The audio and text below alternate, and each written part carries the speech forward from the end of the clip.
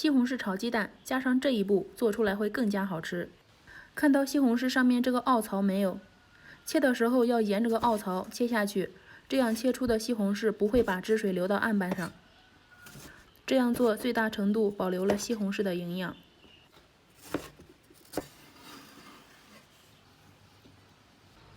再切一点葱段和葱花备用。大蒜切末。碗内打入3颗鸡蛋，用力搅散。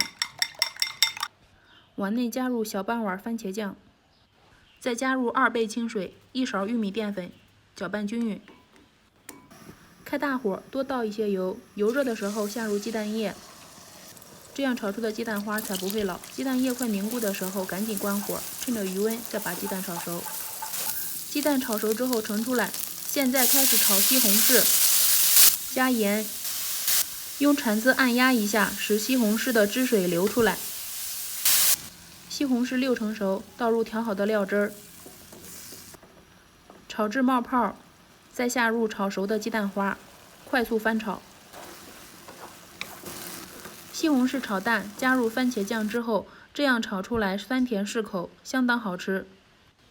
我是阿胖，谢谢您的观看，我们下期节目再见。